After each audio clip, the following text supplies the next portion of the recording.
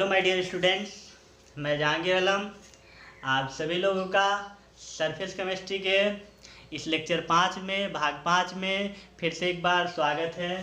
तो बच्चों, इस लेक्चर को भाग 5 को चालू करने से पहले आप लोगों को एक नसीहत देना चाहता हूं कि अगर आप लोग पिछले इस चैप्टर के पिछले 4 वीडियो को नहीं पढ़े हैं, नहीं देखे हैं, तो आप लोग देख लें।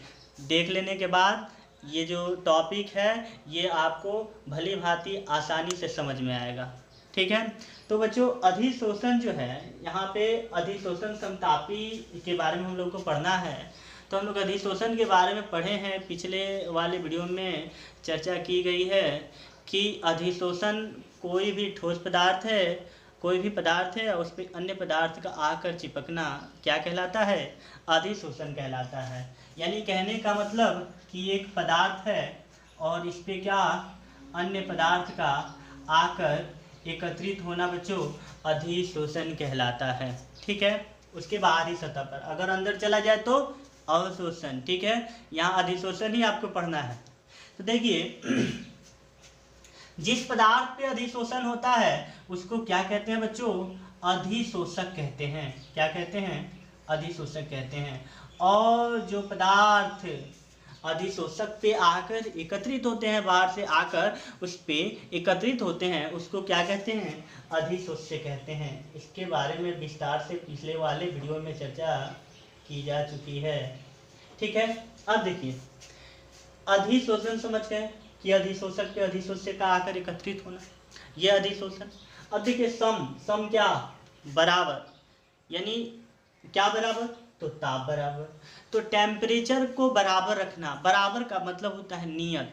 कहने का मतलब आप टेम्परेचर 10 केल्विन लिए हैं और हर अवस्था में 10 केल्विन 10 केल्विन जो है उसको इस्तेमाल कर रहे हैं, यानी कि आप टेम्परेचर में कोई परिवर्तन नहीं कर रहे हैं। क्या कर रहे हैं? कोई परिवर्तन नहीं कर रहे हैं, यानी टेम्परेचर क्या रखे हैं? कांस्टेंट रखे हैं, नियत रखे हैं।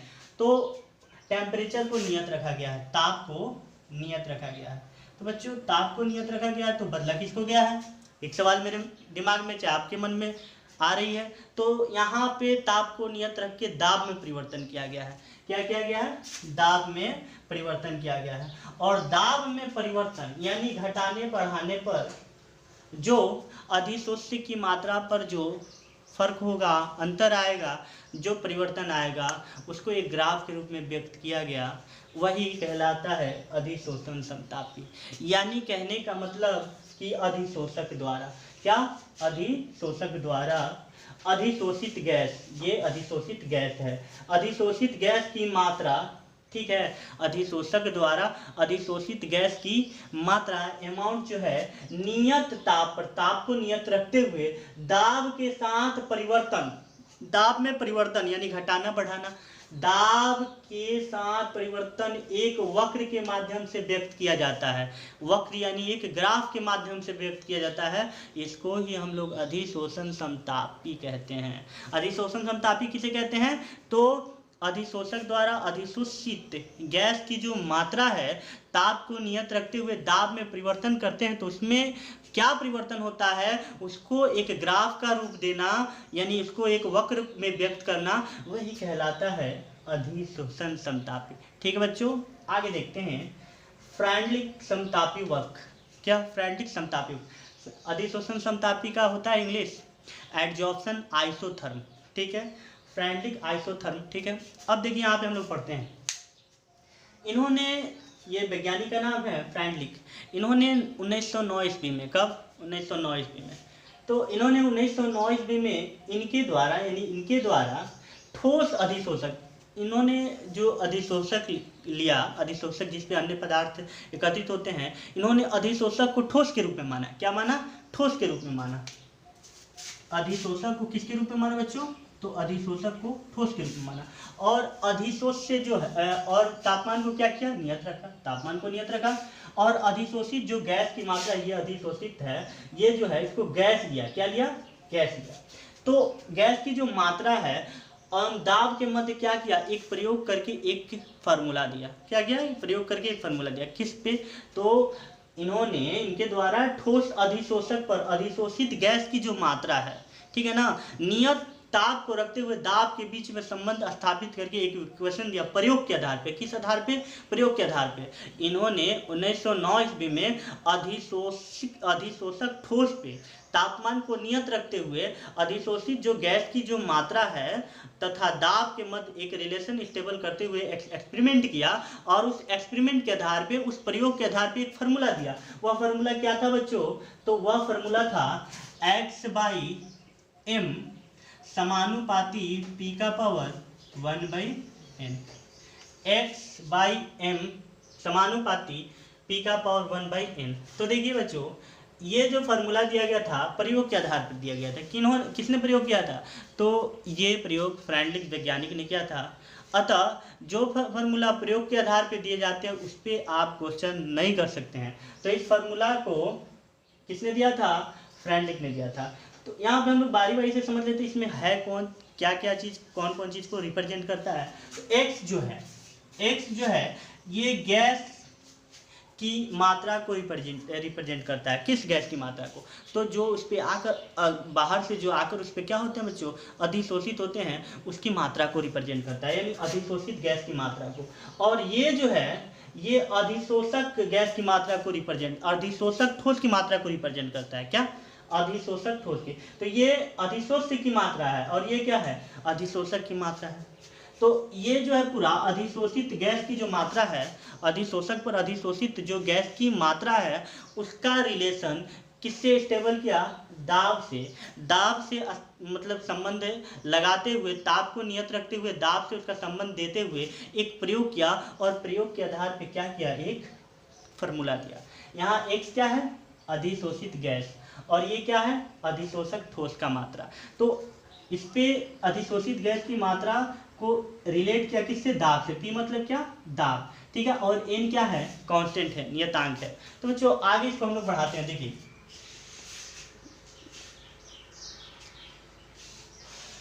तो देखिए x/m जो है, जब हम समानुपाती का चिन्ह हटाते हैं, क्या करते हैं बच्चों? समानुपाती का जब हम चिन्ह हटाते हैं तो हम सभी को पता है कि जब समानुपाती का चिन्ह हम हटाते हैं तो एक कांस्टेंट दिया जाता है। क्या? कांस्टेंट। तो यहाँ पे समानुपाती का चिन्ह हटाएंगे तो क्या देंगे? कांस्टेंट देंगे, p का पावर 1/n। अब देखिए किसका रिलेशन था? तो x/m क्या है? अधिशोषित गैस की मात्रा। अधिशोषक पे अधिशोषित गैस की मात्रा, अधिशोषक है और अधिशोषक पे अधिशोषित गैस की जो मात्रा है उसको ये रिप्रेजेंट करता है, ठीक है। उसका संबंध दाब से इन्होंने स्थापित किया। तो समानुपाती का चिन्ह हटाएंगे तो क्या होगा? एक कांस्टेंट देंगे, बराबर देने के बाद एक कांस्टेंट देंगे। अब देखिए दाब जो है, दाब का जो रिलेशन है, दाब जो है, दाब दो प्रकार के हो सकते हैं इसमें, या तो दाब उच्च होगा या दाब निम्न होगा। यानी निम्न होगा, निम्न के साथ मध्यम होगा, तो दाब निम्न या उच्च। तो बच्चों देखेंगे जब दाब, यानी दो केस हो सकते हैं, एक दाब निम्न हो सकता है, निम्न दाब, और एक दाब उच्च हो सकता है, ठीक है। इन्होंने दाब पे ही स्टेबल किया था, दाब पे ही इन्होंने अधिशोषित गैस की मात्रा का रिलेशन स्टेबल किया था दाब के साथ ही। तो देखिए दाब जो है वह निम्न होगा या उच्च होगा, निम्न और उच्च के मध्य में एक मध्यम आता है यहाँ। तो जब दाब निम्न होता है तो 1/n जो है, 1/n का जो वैल्यू है, ठीक है, निम्न दाब और उच्च दाब पर 1/n का वैल्यू क्या क्या होता है उसको हम लोग देखते हैं। जब दाब निम्न होगा तो 1/n का वैल्यू जो है ग्रेटर देन इक्वल टू 1 होगा। इसका मतलब n का 1/n का मान 1 या 1 से अधिक होगा। क्या? 1 या 1 से अधिक होगा। और जब दाब उच्च होगा तो 1/n का वैल्यू क्या होगा बच्चों? 0 होगा। क्या होगा? 0 होगा। क्या? जब दाब निम्न हो तो 1/n का वैल्यू 1 या 1 से अधिक, ग्रेटर देन इक्वल टू का मतलब 1 या 1 से अधिक। और जब दाब उच्च होगा, काफ़ी उच्च होंगे दाब, तो 1/n का वैल्यू क्या होगा? 0 होगा। तो देखिए, तो 1/n का वैल्यू, एक वैल्यू ले लेते हैं इस अवस्था पे, निम्न दाब पे, क्या ले लेते हैं? 1 ले लेते हैं। मान के चलिए 1/n बराबर क्या? 1, 2 भी हो सकता है, ठीक है। तो 1/n बराबर क्या? 1। तो जब 1 को हम इसमें रखते हैं इस समीकरण में, तो देखिए क्या होता है, x/m बराबर के, ठीक है, के पी है।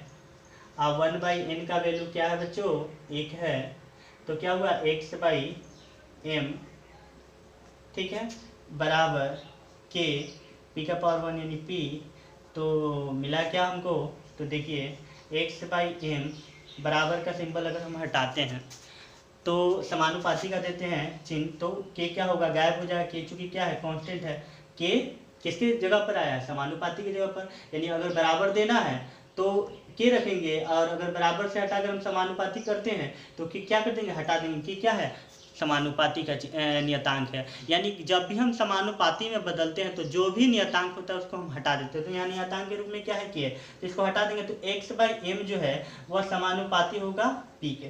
तो इसका मतलब क्या है बच्चों, x/m क्या है, तो x/m अधिशोषक पर, किस पे, अधिशोषक ठोस पर, अधिशोषक ठोस पर अधिशोषित गैस की मात्रा है। x/m क्या है बच्चों, अधिशोषक ठोस पे अधिशोषित गैस की मात्रा, अधिशोषक ठोस पर अधिशोषित गैस की मात्रा x/a है, ठीक है, और p क्या है, दाब। तो जब समानुपाती है, x/m के समानुपाती है p, इसका मतलब समानुपाती का मतलब हुआ कि दाब जब बढ़ाएंगे तो x/m का मान भी बढ़ेगा, दाब घटाएंगे तो x/m का मान भी घटेगा। x/m यानी कि अधिशोषक पर, अधिशोषक ठोस पदार्थ पर अधिशोषित गैस की मात्रा, और p यानी कि दाब। जब दाब बढ़ाएंगे, समानुपाती का मतलब यही होता है कि अगर मान लीजिए ये दो है, दोनों एक दूसरे के क्या है, समानुपाती है, तो अगर दायां बढ़ाते हैं तो बायां भी बढ़ेगा, अगर दायां घटाते हैं तो बायां भी घटेगा।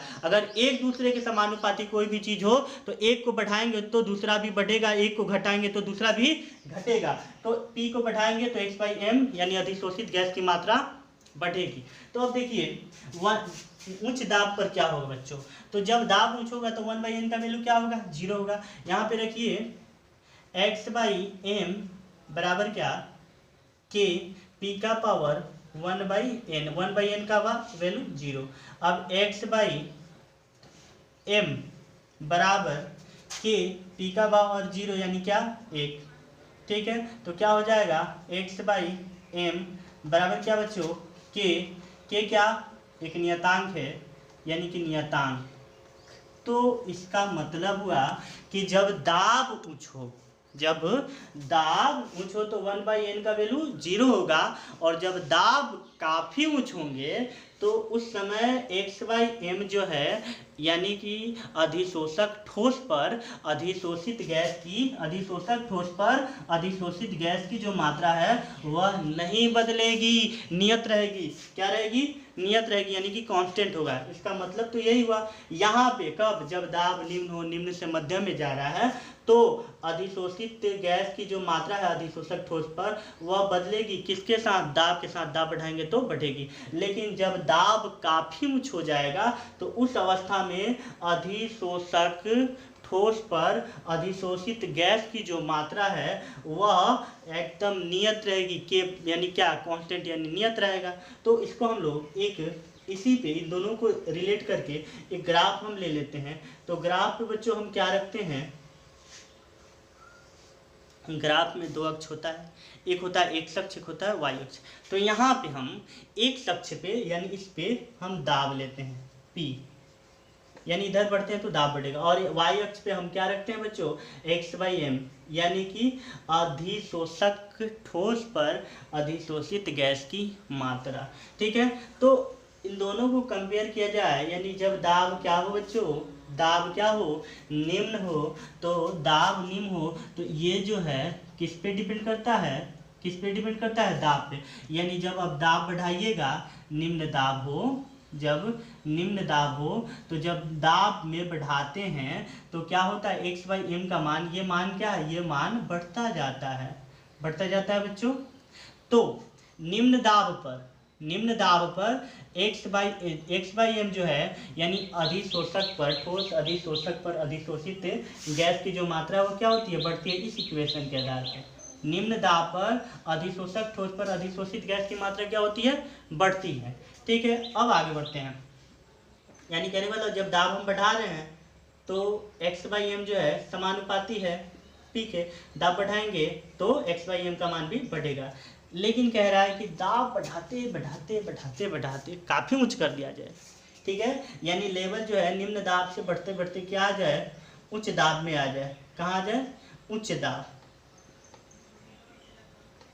निम्न दाब पे है तो अधिशोषित गैस की मात्रा बढ़ी, लेकिन दाब जब उच्च हो जा रहा है तो x/m जो है वो क्या हो जा रहा है, नियत हो जा रहा है, कांस्टेंट हो जा रहा है, यानी कि इसके वैल्यू में कोई परिवर्तन नहीं होगा। ये क्या हो जाएगा, ये एकदम स्थिर जाएगा, नियत रहेगा। क्या होगा बच्चों, नियत रहेगा, इसमें कोई परिवर्तन नहीं होगा। यानी इस ग्राफ से यही स्पष्ट हो रहा है, यानी इस ग्राफ से ये स्पष्ट हो रहा है कि निम्न दाब में प्रारंभ में जब दाब बढ़ा रहे थे तो अधिशोषित गैस की मात्रा बढ़ रही थी, लेकिन एक खास सीमा के बाद जब दाब काफ़ी उच्च हो जाता है, जब दाब काफ़ी बढ़ जाता है तो दाब में कितना भी परिवर्तन कर रहे हैं अधिशोषित गैस की मात्रा नहीं बदलती, यानी कि नहीं बदलती है। तो बच्चों ये फ्रेंडलिक समतापी वक्र है, ये किस पे, तो नियत ताप पर। किस पे, नियत ताप पर। तो बच्चे इसको समझ लीजिए, 1909 ईस्वी में इन्होंने क्या किया कि ठोस अधिशोषक के द्वारा, किसके द्वारा, ठोस अधिशोषक के द्वारा निश्चित तापमान पे, तापमान को क्या किया, नियत रखा। निश्चित तापमान पे अधिशोषित गैस की मात्रा, अधिशोषक पर अधिशोषित गैस की मात्रा को नियत ताप पर दाब के साथ एक संबंध स्थापित करते हुए एक इक्वेशन दिया, जो कि ये इक्वेशन है, एक्सपेरिमेंट के रूप में इक्वेशन ये दिया। इक्वेशन के अनुसार हम लोग पाए क्या कि जब निम्न दाब होगा तो दाब के समानुपाती होगी अधिशोषित गैस की मात्रा, और जब दाब काफ़ी उच्च हो जाएगा तो अधिशोषित गैस की मात्रा में कोई परिवर्तन नहीं होगी, यानी कि कोई बदलाव नहीं होगा, यानी कि नियत रहेगा। यानी कि दाब जब निम्न है, निम्न से मध्यम तक गया तो धीरे धीरे अधिशोषित गैस की मात्रा में बढ़ोतरी हो रही है, लेकिन जब दाब बढ़ते बढ़ते काफ़ी अधिक हो गया तब अधिशोषित गैस की मात्रा में कोई परिवर्तन नहीं हो रहा है, एकदम जितना था उतना है। ठीक है बच्चों, तो इसको आप लोग नोट कीजिए। तो बच्चों फ्रेंडलिक समतापी वक्र का जो इक्वेशन इन्होंने फ्रेंडलिक ने जो इक्वेशन दिया था उस समीकरण को हम लोग चलिए ऑपरेट करते हैं, ऑपरेशन करते हैं, समीकरण को आगे बढ़ा के देखते हैं। देखिए इन्होंने क्या दिया था, इन्होंने कौन सा इक्वेशन दिया था, तो x/m क्या है, तो अधिशोषक ठोस पदार्थ पर अधिशोषित गैस की मात्रा का रिलेशन इन्होंने स्टेबल किया। एक्सपेरिमेंट के आधार पे ये इक्वेशन दिया कि वह दाब के p⁴1/n की क्या होता है, समानुपाती होता है। ये इक्वेशन जो है, ये जो समीकरण है किसने दिया था, तो फ्रेंडलिक ने दिया था। किसने दिया था बच्चों, फ्रेंडलिक ने दिया था। इस इक्वेशन को चलिए हम लोग आगे बढ़ाते हैं। तो x/m जो है, जब हम समानुपाती का चिन्ह हटाएंगे और बराबर देते हैं तो एक कांस्टेंट दे देते हैं यहाँ k, और ये क्या p⁴1/n, ठीक है। अब देखिए इसको आगे बढ़ाते हैं। अब दोनों तरफ हम लोग लॉग ले लेते हैं। क्या ले लेते हैं बच्चों, दोनों तरफ लॉग लेते हैं। टैकिंग लॉग, क्या, taking log from both side, क्या, taking log from both side, यानी कहने का मतलब कि दोनों तरफ लॉग लेने पर, तो दोनों तरफ लॉग ले रहे हैं। लॉग x/m बराबर लॉग k, देखिए ये इंटू में यहाँ पे गुना में है तो यहाँ गुना लिख देते हैं, p1/n, ठीक है। अब आगे बढ़ाते हैं इसको। देखिए फार्मूला हम लोग, देखिए लॉग से संबंधित कुछ फार्मूला जो है हम लोग इसके पहले वाले जो चैप्टर था उस चैप्टर में, यानी केमिकल काइनेटिक्स रासायनिक बलगतिकी, उस चैप्टर का 17 वीडियो आप लोगों को प्रोवाइड कराया जा चुका है, जिसमें एक वीडियो लॉग से संबंधित है। तो मैं आप लोगों से अपील करूंगा कि उस केमिकल काइनेटिक्स के उस वीडियो को, उस हिस्से को जरूर देखें, ताकि लॉग बढ़िया से आप लोगों को समझ में आए। तो वहाँ पे दो फार्मूला था आप लोगों के लिए, लिखे थे हम log m × n, क्या था, log m + log n, ठीक है बच्चों। और एक फार्मूला था log m⁴n बराबर n × log m, ठीक है। ये दो फार्मूला इसलिए लिख रहे हैं, किसी दो फार्मूला को यूज हमको इसमें करना है, ठीक है। एक और फार्मूला दिए थे, इसी दो फार्मूला को यूज करना है। तो बच्चों देखिए log x/m,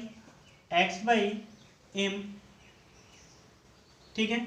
अब देखिए log k × p⁴1/n, तो बच्चों ये जो फार्मूला है m × n, m की जगह पर k है, n की जगह पर है p⁴1/n, तो इस फार्मूला पे आ जाएगा log m + n, यानी क्या बच्चों, log k + log p⁴, log k plus log p का पावर 1/n। ठीक बच्चों, अब आगे बढ़ते हैं। log x/m, x/m क्या है बच्चों? तो x/m है ठोस अधिशोषक पे, ठोस अधिशोषक पे अधिशोषित गैस की मात्रा। बार बार रिपीट कर रहे हैं ताकि आप लोगों के दिमाग में चला जाए। log k क्या है? कांस्टेंट है, ठीक है, नियतांक है। अब देखिए log p का पावर 1/n, ये n है, x मत समझिएगा इसको आप लोग, ये क्या है? n है। तो log m का पावर n, ये वाला फॉर्मूला अप्लाई करेंगे। m की जगह पर क्या है बच्चों? p है, n की जगह पर 1/n है, तो n कहाँ आ जाता है? गुना में आ जाता है बच्चों। तो n को हम ला लेंगे गुना में 1/n इंटू क्या? log p। ठीक बच्चों, आगे बढ़ते हैं, फॉर्मूला को मिटा देते हैं। इसके लिए आप लोग केमिकल काइनेटिक्स में एक वीडियो प्रोवाइड कराया गया, उसको जरूर देखें। देखिए log x/m छोड़ते हैं। देखिए यहाँ पर ये एक फार्मूला निकला, log x/m log k plus 1/n log p। ये अगर हम ध्यान से देखें तो ये एक सरल रेखा का एक इक्वेशन है। तो सरल रेखा का इक्वेशन क्या होता है उसको हम कंपेयर करते हैं, दिखाते हैं बोर्ड पे आप लोगों को। देखिए y बराबर c प्लस mx होता है। क्या होता है? y बराबर c प्लस mx। y होता है y अक्ष, c क्या होता है? तो y अक्ष पर वह बिंदु जिस बिंदु से आपको ग्राफ ले जाना होता है। m क्या होता है? स्लोप होता है, ढाल। ठीक है, अब m का मान पॉजिटिव होता है, m का मान निगेटिव भी होता है। जब पॉजिटिव होगा तो ग्राफ ऊपर की ओर जाएगा, और जब निगेटिव होगा m का मान तो ग्राफ नीचे की ओर जाता है। ठीक है, बिंदु कहाँ से? तो बिंदु C से। C वह बिंदु, y अक्ष का वह बिंदु जहाँ से आपको ग्राफ खींचना होता है। I अक्ष क्या है? x अक्ष। तो यहाँ y की जगह पर क्या है बच्चों? y की जगह पर है, देखिए पहले इसका हम ग्राफ आपको दिखाते हैं।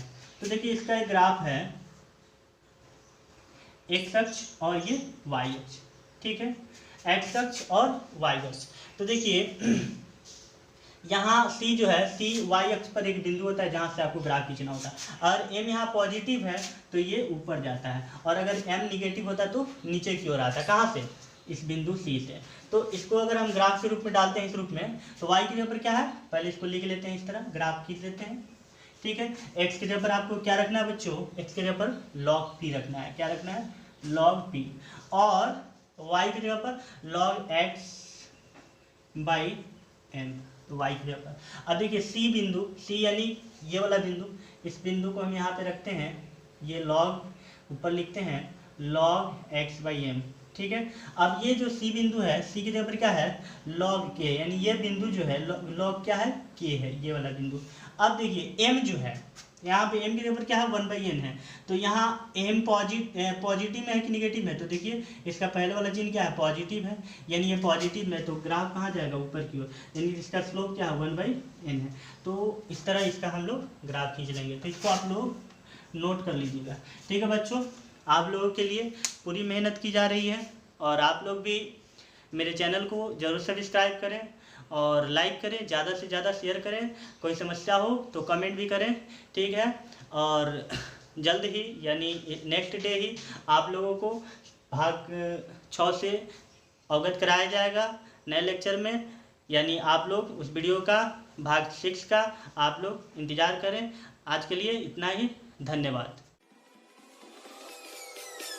Peace.